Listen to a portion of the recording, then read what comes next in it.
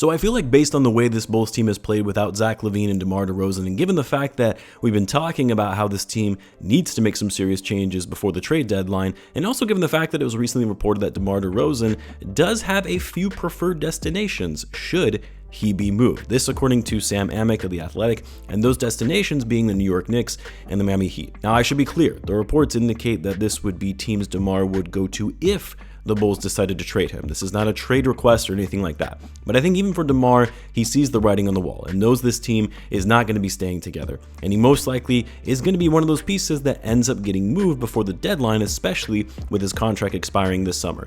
So with these two destinations in mind, it got me thinking, what would some trades look like for DeMar DeRozan with the Knicks and the Heat?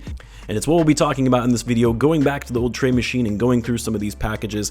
And I would love to hear your guys' favorite trades for DeMar DeRozan in the meantime in the comments. So what's going on, everyone? You're listening to Bulls Central here. Hope you're all doing well.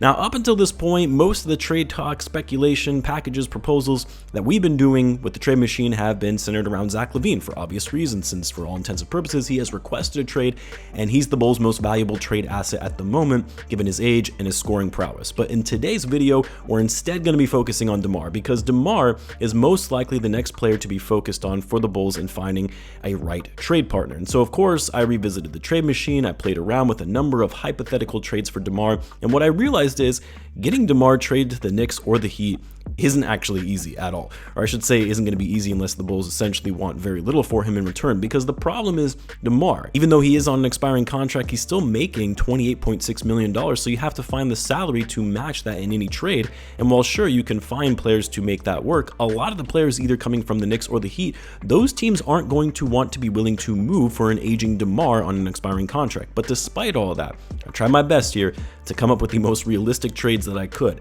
And even some of these, as I was going through them, I was like, I don't actually know if this team would really go for it. But let's start with this first one here from the Knicks. I shared this one on Twitter as well, asking you all what you thought if the Knicks would actually go for this. But this would be the Bulls trading DeMar DeRozan in exchange for Evan Fournier, Daquan Jeffries, Bulls legend Ryan Arcidiacono, and a first-round pick. First of all, I still cannot believe Archie is still in the NBA. Thought for sure that his stint with the Bulls would be his last in the league. I do like Archie and appreciate his hustle though. But anyway, the basis of this trade is really the Bulls getting a first-round pick for DeMar DeRozan, which is a huge win, in my opinion, if you can get that for him. Normally, I don't think teams are going to be willing to relinquish a first-round pick for DeMar, but for the Knicks, first of all, they have a lot of picks on their hands, and the other incentive for them is to get off of Fournier's contract, who's barely been playing for them anyway. And Fournier won't be a part of the Bulls' long-term plans. This could give them some added shooting in the meantime, though, which they need. But again, the real benefit for the Bulls in this trade is getting a first-round pick, and a first-round pick in a draft for which they currently owe their own pick to the Spurs, albeit top 10 protected. Now, this next one is with the Heat. This one is a little more straightforward, and then I've got one that's a little more complicated. The old friends are going to switch places. Bulls are going to send DeMar to the Heat for Kyle Lowry and a lottery-protected pick in 2027. Teams exchange expiring deals for one another. Now, DeMar is obviously the better talent at this point in their careers than Kyle Lowry, so this is an upgrade for the Heat and gives them some added scoring with Jimmy, Bam, and Tyler Hero. Do I think this puts the Heat over the top? No, and you could even argue DeMar might slow down the overall offense a bit for them, but regardless, it's a talent upgrade over Kyle Lowry. And while the Bulls lose DeMar, they're getting a first-round pick out of it. The reason I made this one lottery protected is because I can't see the Heat having any lighter protections or even an unprotected pick for taking on DeMar DeRozan when they already have Lowry's contract that's going to be expiring. If Lowry still had 2 more years left on his deal, yeah, that would be one thing because it would be an incentive for them to get his salary off the books. And so for the upgrade in talent, a future lottery protected pick, in my opinion, should do it. And then also for the Bulls, while yes, Kyle Lowry is clearly not the player he used to be, wouldn't fit their timeline whatsoever in a rebuild at 37 years old, but the man is still smart, savvy point guard that could be a mentor to some of these younger guys like Coby White and Ayo. And so say what you will about Lowry being washed, he still can shoot it at a solid clip from outside and is still a decent playmaker as well.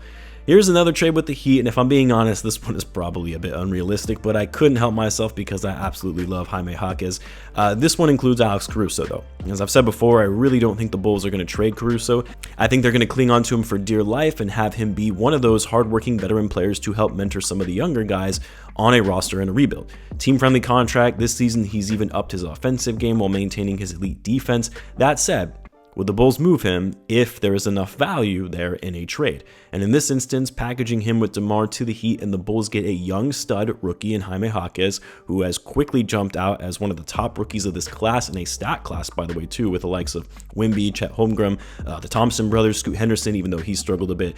You get Jaquez, a building block for the future. You also get the Heat's first-round pick for this upcoming draft, which is key because it's a pick that can be realized sooner rather than, say, a pick in 2027 or 29. Then, in addition to that, Caleb Martin, who I think is a decent role player and also on a team-friendly deal, gives you some added scoring, athleticism. He's 28, so you get a little younger and moving on from DeMar DeRozan. And then, of course, you need salary filler. Bulls take Duncan Robinson's contract off the Heat's hands, which isn't ideal for the Bulls because you're giving up an expiring contract for a guy who still has 3 years left on his deal, and a pretty high contract at that for his production. But at the same time, Bulls desperately need a sharpshooter, especially if you're also going to be losing Zach Lavine. And while Robinson last season looked like this was more or less dead money for the Heat on their books with him losing his spot in the rotation, this season, we've seen a new Duncan Robinson with Tyler Hero being out. Due to shooting 44% from 3 on over 7 attempts per game, that's incredibly efficient, something the Bulls could certainly use as they still struggle to shoot it from outside. And while taking that contract gives me some pause, at the same time, by the end of that deal, that could very well be close to the mid-level exception with the way the salary cap is increasing every season. The thing with this trade, though, I don't see the Heat going for it. Like, despite the fact that, adding Caruso to the deal is going to be a huge incentive for Miami, and we know AC would fit right into their culture, I don't think they're going to be willing to give up on Jaquez that easily, especially for a 34-year-old and a 29-year-old. But if the Bulls are going to be including Alex Caruso, and if we're going based on how much we should be expecting in terms of the value he would net in a trade, people talking about him, at a minimum, AC would get the Bulls 2 first-round picks. So the asking price for Caruso needs to be high. And if the Heat really want Caruso, which we don't know if they in fact do, something like Jaquez and a first-round pick is going to be what it takes. Let's do one more with the Knicks. This one also includes Caruso because honestly, without Caruso, it's really hard to make a deal work with just DeRozan that makes sense for both teams. But in this instance, DeMar and AC go to New York. Bulls get Evan Fournier, again for salary purposes, Hartenstein, Emmanuel Quickley, and the Mavs first-round pick for this upcoming draft, which I believe is top 10 protected. I don't like this trade as much because I feel like the Bulls could get more for a DeMar/Caruso package, but the return is really for the first round pick and Quickley, a young player that you could use as a foundational piece to build upon. I don't think Quickley has all-star potential, but definitely an elevated role player who can provide you offense, energy, quickness.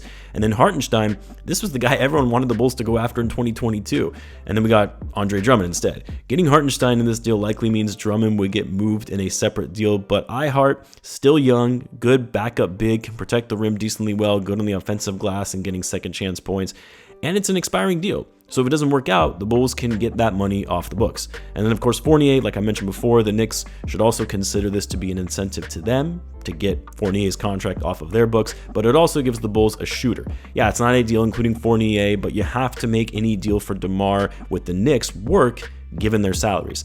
And no, I'm not including Julius Randle in any trade that sends him to the Bulls. Keep him the hell away from my team. Anyway, let me know your guys' thoughts on these trades. Let me know in the comments. As always, be sure to subscribe, and I'll see you in the next one.